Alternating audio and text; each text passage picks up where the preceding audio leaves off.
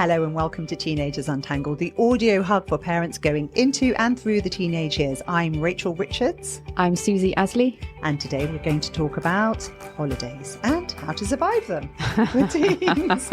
She says, giggling nervously. It's a survivor, yeah. We've had some great feedback and tips from parents and an insight into some of the frustrations. I got messaged on Instagram. Kirsty really wants guidance on how to get them off electronics.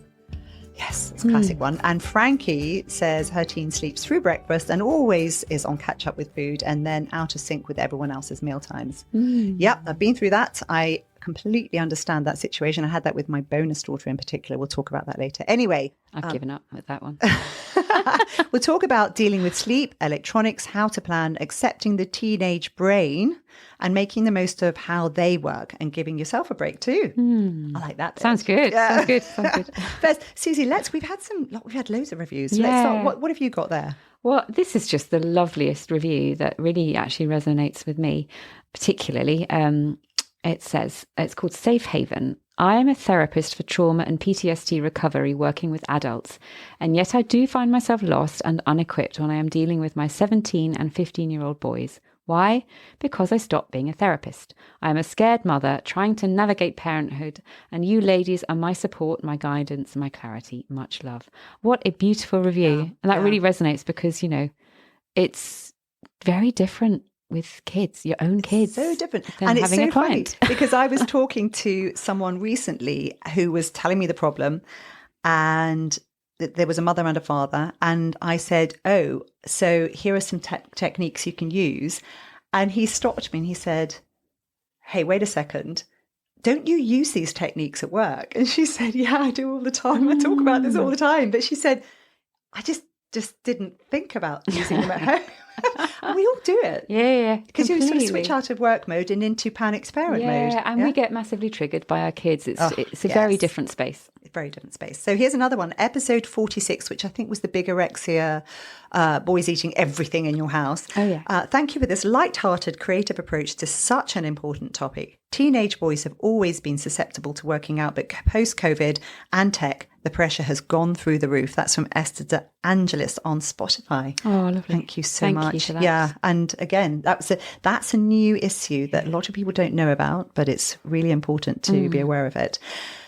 Susie, what nuggets have you got for us, or what nugget do you have for us this week? Well, today I have kind of a hopeful story for people who have siblings that argue when they're younger, because mine have kind of turned into, they all like really great friends now.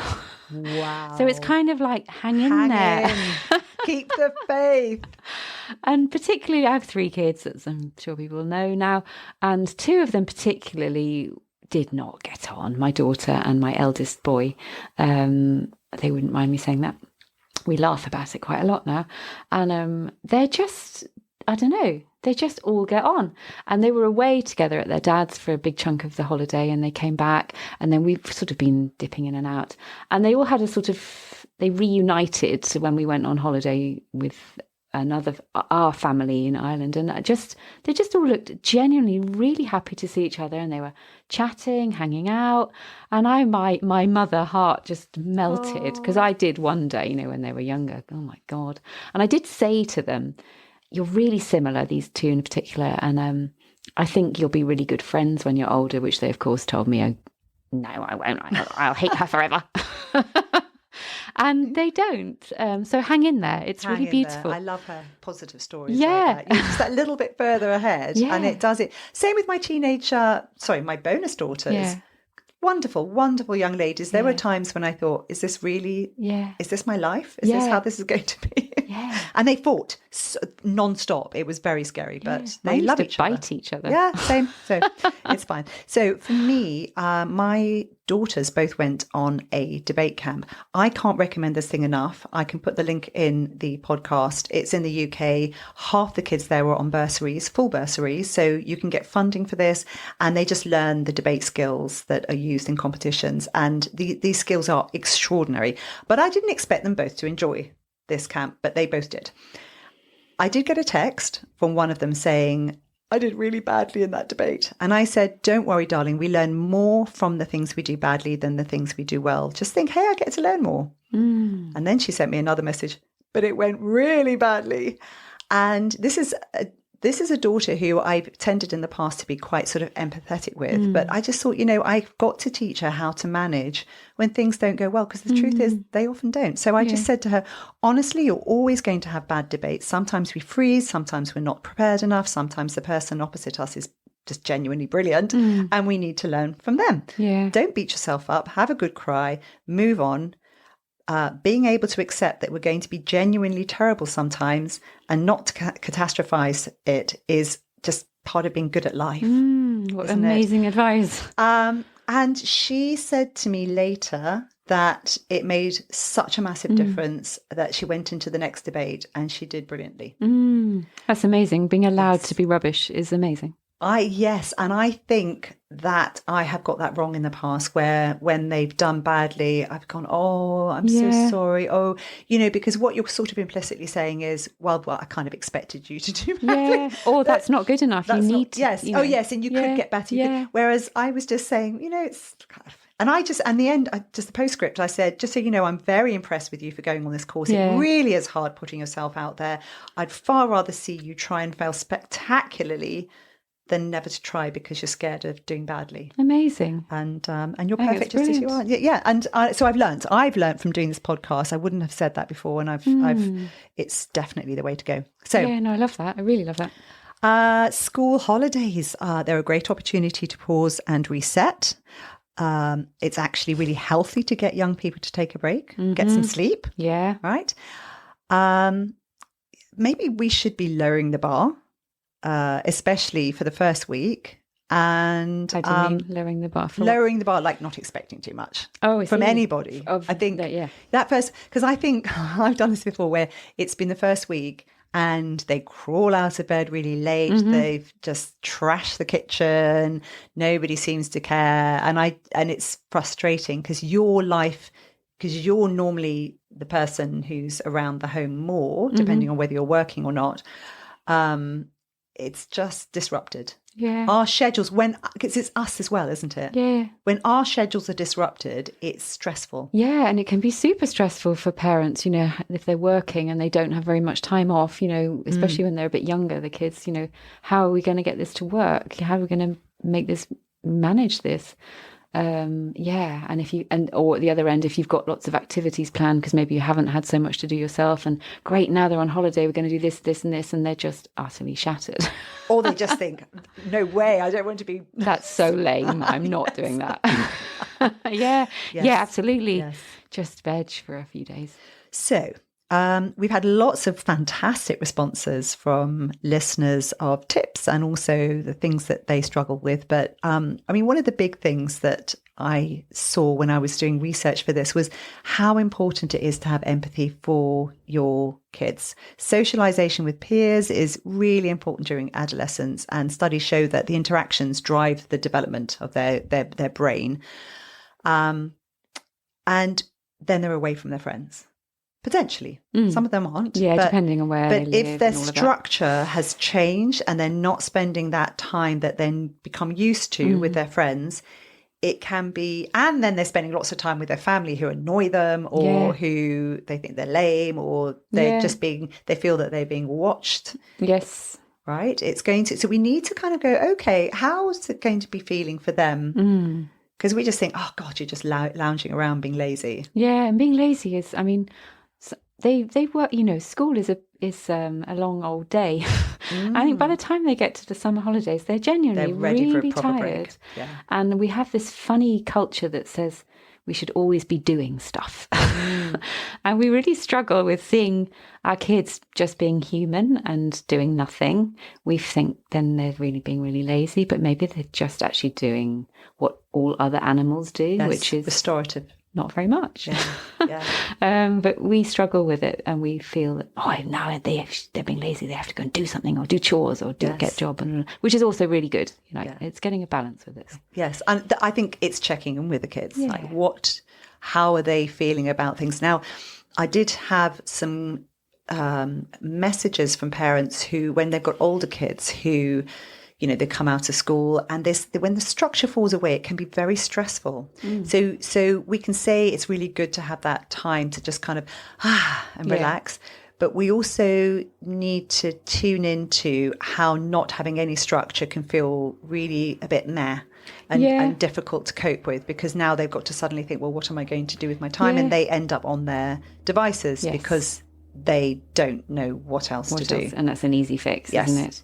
Yeah, but it's great to teach them not to do anything. Like it's both, I think. Yes. I think it's a really important life skill that a lot of us aren't very good at, which is doing nothing and recharging. We try and fill our days and try and do and sitting doing nothing we find really challenging. And if we can teach our kids to do that without just going to their phones, that's a really great life skill. Properly recharging. See, I'm really bad at that. I know. I'm properly bad at going to the beach. I 5 minutes and I'm starting to say I can't sit here. I get up in the morning, and because I know now that the best way to reset your clock is to go outside. I take my secateurs out with my coffee, and I'm out in the garden clipping, but I'm always doing something. Yeah, and that's fine. We're all different. We have different, personalities and different energy levels. But I think if we're doing something because we hate the feeling of not doing something, then that maybe is something we can help our kids with. Yes. One of my kids, she can go a really, really long time doing nothing. And if I try and get her to do something before she's ready, she's just too tired, and it's a disaster. So we now have, and she's been doing it for years, because she used to get really tired in school. So I used to kind of try and say, you need to recharge, whatever that looks like. So now she will recharge, and then she'll suddenly go, right, now I'm done. Now I want to go and do something. Brilliant. And tuning into that and knowing that kid, and being able to reflect back to her and say, okay, I've noticed this about you. And then that's part of her life skills. Right. Attica Bristol says, don't let them sleep all day and start to become nocturnal. They play video games and spend too much time online, which is really destructive. Get them outside as much as possible, even though you may need to bribe them with breakfast in a cafe, or walk to the shops to buy them something. Try and spend time together. I know it's a bit of a challenge. Claudia said does bribes. Does she have older teenagers? Yes, she does. She does. Claudia says she bribes hers with chai latte and chilaquiles. Ooh. She's Mexican. Yes, so it's this kind of getting them out. Yeah. And I remember talking to a man who had 7 kids. Whoa. Many of which were now older teenagers. And he said, we go on holiday together, and I have one rule. Everyone has to be at breakfast. I don't care what you do with the rest of your day. Wow. You have to be at breakfast. Everyone can. That's what I was on holiday with my bonus daughters. Yeah. And I can tell you, it was one of the most stressful, unpleasant things, because my husband was expecting them to get up and go. He kept saying, well, shall we include them in this? And I said, they don't want to come. Yeah. They want to sleep in until 1 because they've been out at a club until whatever time, which is what you said they could do. And we're now, we are not a family. This is not a family holiday. This is them hanging out in a really lovely location, doing what they want. Yeah. And you have to decide as a parent what matters. And that's the key, isn't it? It's setting the expectations. Exactly. If you're resisting what's happening, then that's no fun for anybody. But if you want it to be a particular way, then that needs to be agreed in advance. Well, he's wandering around going, I don't, can't go until, and I said, they don't want to, let's all go out, go and have some fun, and then come back, and we'll see them when they wake up, whatever. But you have to kind of decide. You do, as a family. I took my son and my partner's son, and my partner was there as well. They just finished their A-levels, and we went away for the weekend. They were knackered. They'd just finished their exams, so there'd been some partying as well, and the tiredness of the exams. And they were knackered. And so I said, right, well, we're going to go and do this and this. We're going to go and see some stuff. And you're really welcome to join us. Like, we'd love you to be there. But if you want to just chill or do whatever you want, we're going to meet here for dinner. And I dropped a pin.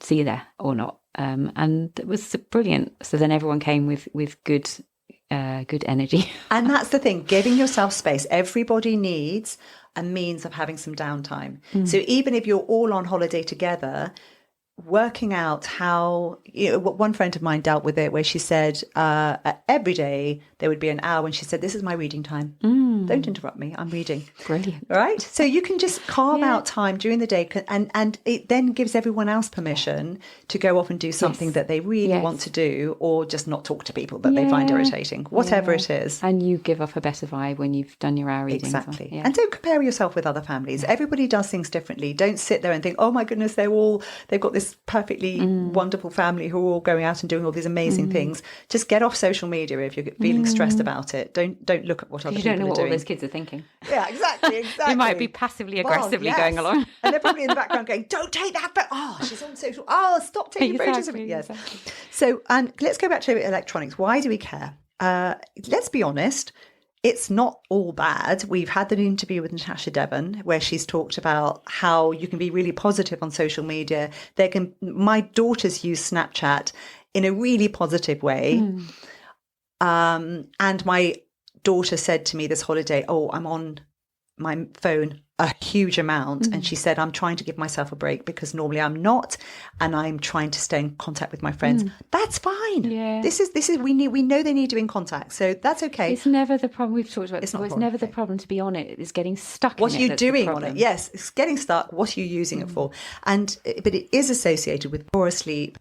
And if they're using it in the wrong way, it's lower self-esteem, poorer body image. Just remember that if they are at home and all their mates are all in Mykonos, or Snapchat, and they can see on the maps that all their mates are doing something really fun, they're all at the Taylor Swift concert, whatever, that's going to be very painful. So just be aware that that is not something you want your kids spending their time in the holiday doing.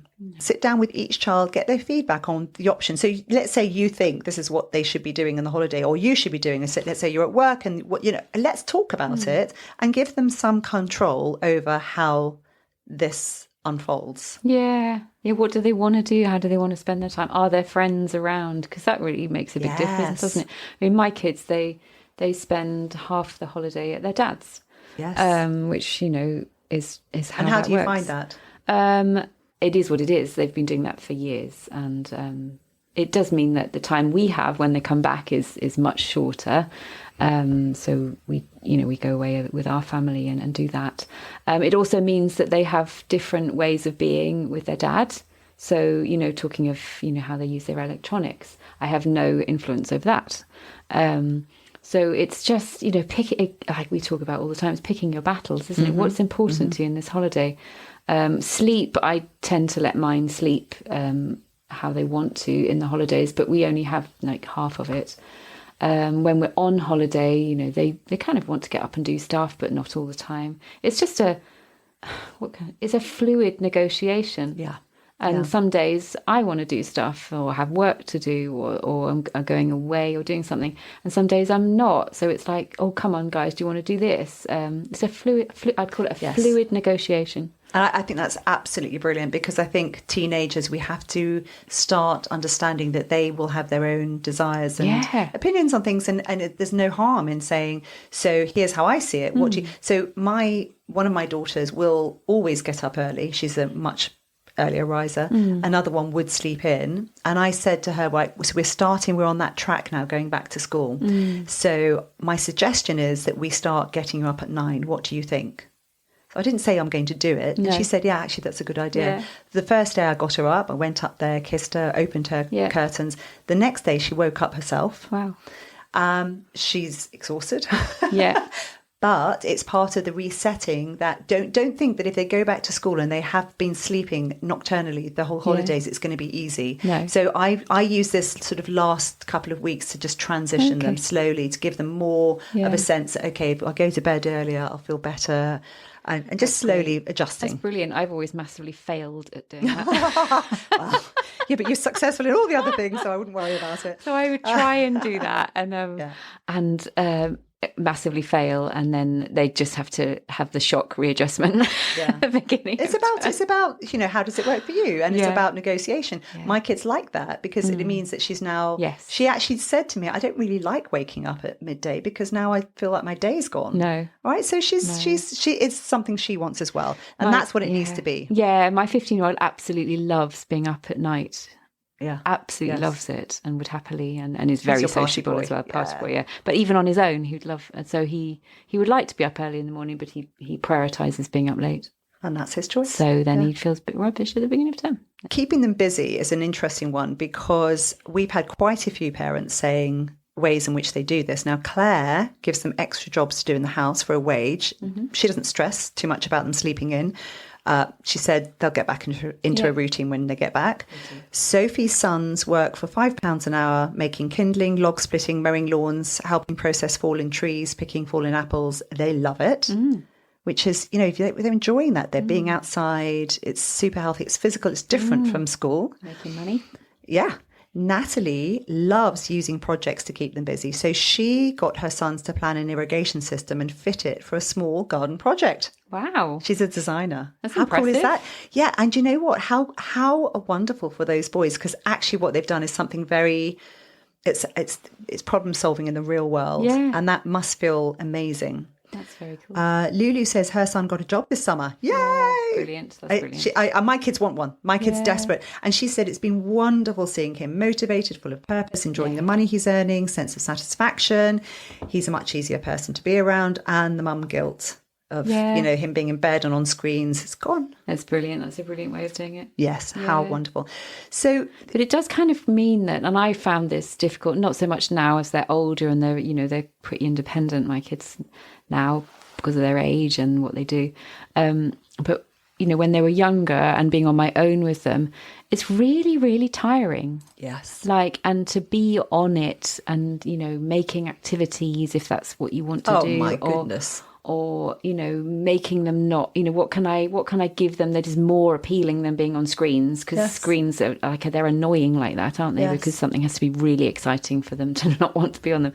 And feeling responsible for all of that, all the flipping meals and snacks and all of that is really tiring. So we have to be kind of really kind to ourselves and allow ourselves to recharge and allow ourselves to have days where, do you know what, we're just going to have cornflakes for dinner. And if when our kids are a bit younger and they're not helping with cooking or whatever, and that's fine. That's just the Marmite and butter on pasta. Yeah, exactly. But it's really tiring. I remember that it's really tiring, and maybe not really recognizing it at the time and thinking that I wasn't doing a proper job of giving them a good summer holiday. It's tiring. Yes, and that's why it's so important not to compare yourself to other people, because other people don't have the same situation you have. What used to stress me before was that I used to hate the weekends, because then my workload would go up dramatically because there would be me having to manage all the mess and the stress of having to cook all the time. And then the holidays are just an extension of that. But I've discovered that actually setting them the task of coming up with, what are your goals? Think big. What would you like to achieve? What kind of things would you like to be able to do by the end of this holiday?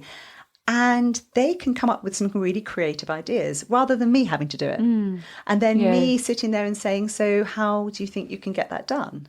So you don't even have to be the person who sets the irrigation project. You can say, what would you like to know? Yeah. What would you like to be good at? Well, here's how you do it. And think big. Dream big, if they have the time for it, and they also, it's very age related, isn't it? Because when they're young teens, I think that's really, really cool and exciting for them. I think most of them, when they get a bit older, they're off kind of doing their own thing, and then you're like, oh, where are they? Which is great. I mean, I think it's great. They're off doing their own thing. Yes, and that's a sign that you've done a successful job with them in a way. Yeah, that's what I like. That's what I tell myself. Yeah, no, but I do think coming back to the house, actually getting them involved, and they're living in the house. They're not at school. Getting them involved and being part of what running a house is. Yeah, going shopping with them. Go and water the tomatoes. Come to the shops with me. Get that rhythm going. And it will keep them on some kind of... they're learning new skills all the time by doing that, and they're involved with you, and you're doing things together. Yeah, it's really nice. Mine are very different with that. So my oldest is I would say this to his face, so it's fine, is unbelievably lazy. And has a twinkle in his eye, so tries to get away with murder. Nice. So he will reluctantly help with stuff like that, but when he does, it's fine, and he'll happily come shopping with me and stuff like that. Whereas the others are maybe a bit more like, oh, can I cook dinner? Can I do that? So it's it's not taking it too heavy. And drop your standards. Don't expect, if you're going to cook, because there's an element of, oh my goodness, what am I going to be eating tonight? Yeah. It's fine. It's They fine. cooked. This is great, Yeah, right? yeah. Okay, the kitchen looks a bit of a mess. So slowly coax them into how does this work? And I've slowly transitioned them into now, everybody gets up after supper, everybody clears away the plate. So it's a team job. No one moans. And then my daughter makes hot chocolate. Amazing. Love it. Brilliant. I want to come Yeah, round. and I told her that's her job. And there's a great one that FP Massage came up with. Make your home the place to be. Yes. And you do this. Yes. Teenagers need the company of other teenagers. Well, why not make a virtue out of it? You don't have to have a swimming pool. Just a dartboard on an old wall or anything that gives kids. You need a full fridge, probably. Yeah, and the vibe, I think, is most important. They need space to be, but not everybody has space. So even if you haven't got space, just a kind of a space where they can just be themselves and you're not... Just in the bedroom. Yeah. That's cool. For example, she sent us a photo of her. She had 4 25-year-olds and 2 18-year-olds on the couch watching football together. Brilliant. So they don't even have to be doing anything particularly virtuous, just hanging out together. This is really, really beneficial for them. They often hang out at ours. We have a table tennis table, which, it takes up space. It's in the garden. And they'll spend ages playing on that. That's and then brilliant. they'll go and get sweets. And then they'll come back again. It's not like big event.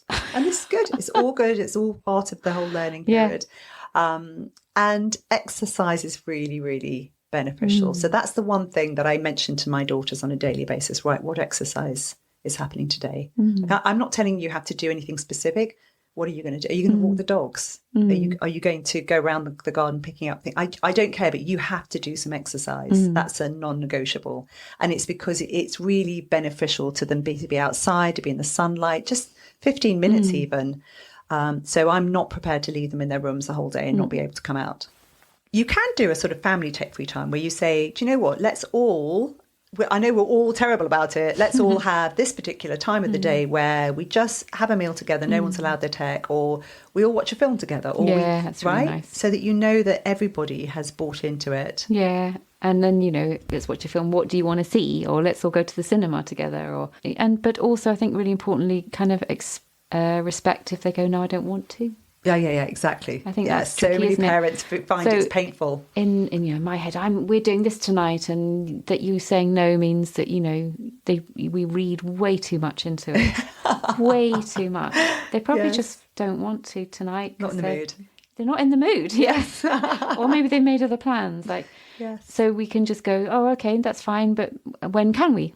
What about Wednesday? What about Thursday? Yeah. And then find a time that works for everybody. And respect when they say no. And those family traditions, I mean, you had that big holiday away. There's this sort of things where we have marks in our calendar where we say, we as a family do this. Keep some of those. Yeah. But be prepared to discuss it with your teen. And if they say, I really find that stress, all those members of family who I don't like, or all the driving, I don't, have those conversations and don't take it to heart if they say, actually, can I bow this one out? Yeah. That's them. It might not be working for them. It's really important they learn to say no when something isn't working for them. And finally, I would say evaluate and learn from each holiday. Now, it might sound a bit over the top, but we do this whenever I host a party or anything. I always sit everyone down and go, hey, guys, we snack or something. And then I'll just say, what was good and what was bad? What could we do better? How did that go? I love that. Because then we all, and everybody loves having an opinion. Yeah. Oh, this was great. Oh, this is awful. Yeah. And I don't take it personally. It's a means of thinking, what can we learn from this experience? So when it comes to the end of a holiday, which most of you will be at this particular time when this is going out, just sit with the kids and go, what worked? I love that. We do that, if we go away or we do something, we do a 5 favourite things, which is really fun. I like that. That's yes, really a nice way to ask. Yeah, yes. But I quite like the sort of evaluation part of it. The things that didn't work, and also over a general holiday, not just because you've been away somewhere. Yeah, that's nice. I'm going to borrow that. Yeah. So my daughter, she'd read Daniel Kahneman's Thinking Fast and Slow book, and in it he talks about the way that we remember things. Because I've read the book too. And what was hilarious was she then said, "So just so you understand, because normally we go away for 2 weeks to this place in France, and we just hike, mostly hike." And she said, "So 1 week is really good. 2 weeks is no better than 1 week because your brain doesn't remember it that way, according to Daniel Kahneman. So really, I think we need 2 different holidays. That's not really doing it for me. Brilliant. I love that. And I thought, wow, she's coming up with facts. The way I dealt with it was her mother's daughter. Oh dear. It's a killer. But the great thing is that she's got to the age now where her friends are inviting her to stay with her friend's family, and we're inviting her friends to come and stay with us in exchange. Yeah. And it means that both kids get a nice different holiday and perfect. Less stress all round. It's all about the friends. It's all about the friends. So make sure you make friends with your kids, parents, friends, parents. Yeah. My daughter's away this week. She went this morning at the crack of dawn. She's having a great time. Amazing. Amazing. And then we have a little bit more space to just be with the other kids. Yeah, who go, what? She's there? That's not fair. That's not bad. What about me? And that's the other thing. Anyway, do you find holidays stressful? Are they a magical time? Honestly, I'm starting to go, wait, what age is she? I only have 2 more summers. No, is it even 2? It's 2 more summers before she's properly gone. Yeah. And I know they come back, but they don't. They're kind of doing their thing. Yeah, I'm on my last one. Oh gosh. Yeah, I think he'll be back, to be honest. Anyway, so that's the thing. So it does happen quite quickly once your kids are at the stage. So just cherish even those tough times. That's a really important point, actually, because it's kind of a bit mind-blowing to think, oh, you only have this amount of summers left. I do genuinely believe, because I have one who's 18 and fingers crossed, depending on some results that will be coming in a couple of days. I don't know what he'll be doing next year, but it will be different. It will be very different. Yes. But I do think if you say, do you want to come on holiday with us? Then they go, okay, that'll be great. Thanks very much. Yeah. Yeah. What, are you paying? Exactly that. I don't think they just leave. But it's very different. Yeah. So you don't have those really long summers where you know they'll be home. Yeah. Yeah. So if you found this useful, please share it. Hit the follow button to make sure you don't miss anything. You can contact us at teenagersuntangled@gmail.com, on Instagram, Facebook. I'm not very good on Facebook, if I'm honest. So just, Instagram if you can, or our own website, which is www.teenagersuntangled.com. You can even leave a voicemail on our website. It's great. Yeah, do it. Susie has her own excellent Instagram account and website where you can get amazing tips to calm yourself in those most stressful times, and you can book her. Yes, I have on my website, which is www.amindful-life.co.uk. You can book a free 15-minute chat, so I can help you with a particular problem or guide you to what you might need, or give you some tips as a parent, how do you calm your nervous system, all that kind of stuff. So you're very welcome to do that. Great. Thanks for listening, and until next time, goodbye. Bye-bye for now.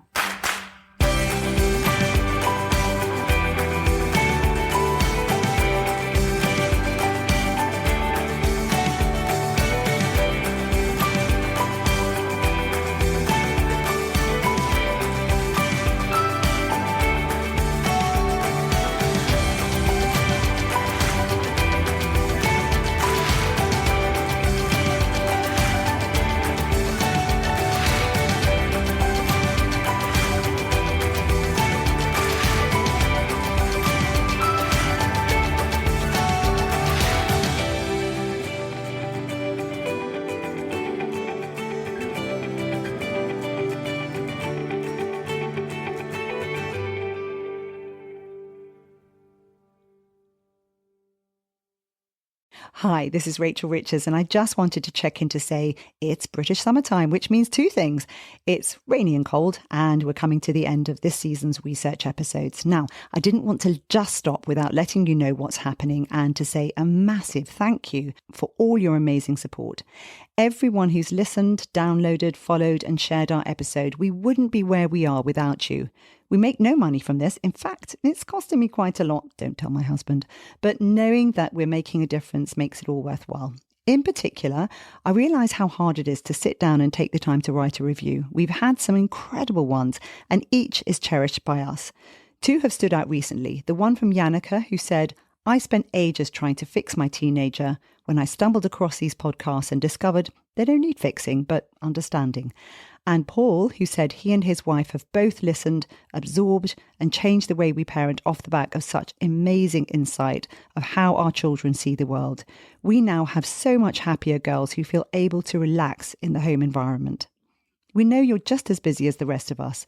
So from the bottom of our hearts, thank you for being so honest and open about how we've helped. While Susie and I are on holiday, feel free to listen to our back catalogue of topics that we've covered. I'll still be around on Instagram, Twitter, and via the webpage. And I'm trying out doing some interviews with some really interesting people. Let me know what you think, and keep your questions coming. We'll be back to full strength in September, so make sure you follow us and you won't miss a thing. And we look forward to a new season with you.